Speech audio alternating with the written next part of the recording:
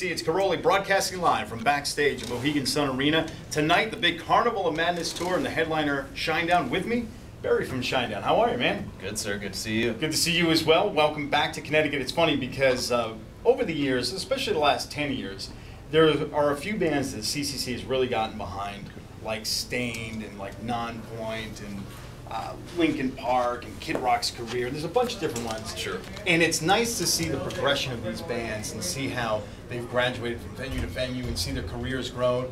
And one of my favorites, of course, is you guys, the guys in Shinedown. You guys have been great to us, and it's just awesome to see your career grow. Thank you. It's definitely home away from home. You guys have supported us for a very long time, so it's good to come back and to keep growing and to even think and say that we've had a 10-year career is pretty impressive. So we're definitely glad to be here, and it's going to be a great night tonight. It's almost sold out. There's a few tickets left, so yeah, we're really excited to be here. People should know you're going on stage at 9:05 tonight, so plan accordingly. You should come down.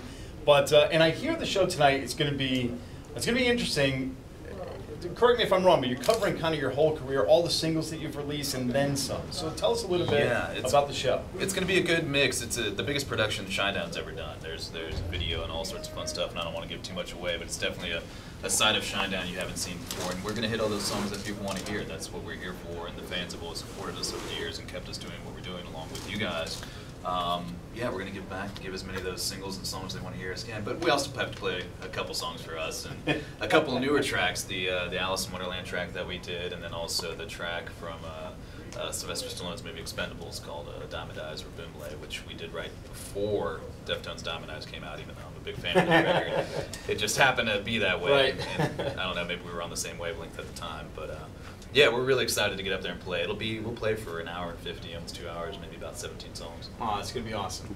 People are still buzzing about the Easter Sunday acoustic performance that you guys did. Right. And here we are months later, but I'm telling you, people are like, how can I get a copy of that? And, like, how did I miss that? Like, that whole thing. We had a packed house at Upper on the Rocks, and you guys put on an absolutely amazing performance that night. Well, thanks, and if they want to see us acoustic, we're going to do that. The fans have been asking for acoustics, so November and December, I believe we start November 1st, pretty much through December 11th, which will be the last hurrah for the Sound of Madness. Yeah. We're going to do an acoustic tour, full band, with some surprise guests opening up and things like that. It's going to be a really fun run for us, and it'll be fun for me because I won't have to hit as hard. Just right. lay back and play drums like you're supposed to play drums instead of like a monkey, so it'll be cool. Well, that sounds cool. Like, what do you have to do differently from, it's one thing to do an acoustic thing at Upper on the Rocks like we did in front of 800 people. Mm-hmm. To do it in a bigger venue or something like, is it much more difficult to do acoustic in front of a bigger audience? I don't think so. I think you just have to be more on your A game. You don't have all the bells and whistles covering you up, all the distorted guitars and things like that can cover up wrong notes and big loud drums. So I think you just have to be more on your A game, but it's also fun and it's intimate and it's good for our fans, and it's not going to be huge venues.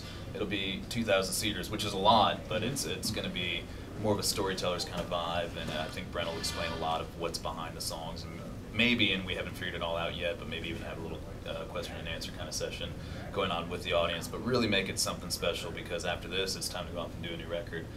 We've been touring the Sound of Madness it will be 3 years at that point, touring it, and I know everybody's hungry for a new one, but we just can't get off the road. That's hard. 3 years is hard to believe. It's been a long time. Man, it's hard to believe, because I remember when you guys were in the studio, right around the release of the album, you and Brent came in.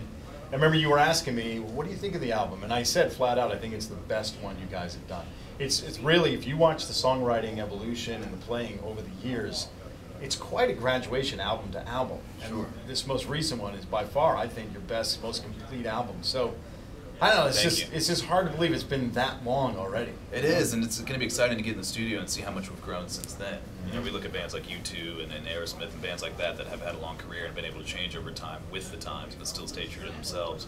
And we hope to do something like that. Definitely, we have a long ways to go. But we've been very lucky on this side. We've had 5 #1 singles. We might even do a 6th single. Nobody does that anymore. I think the last time that was done was Michael Jackson or something crazy like that. So to be able to do that and still be out here working, we're very, very excited. Well, as always, congratulations on all the accomplishments so far. We'll be there for all the future ones as well. We'll be here too. All you have to do is ask. All right, that's it from backstage for now. We got plenty more coming up, more interviews, more set times. If you missed that, we'll run down the whole thing in just a little while. We're live backstage from Mohgan Sun on the Rock, 106.9 WCCC.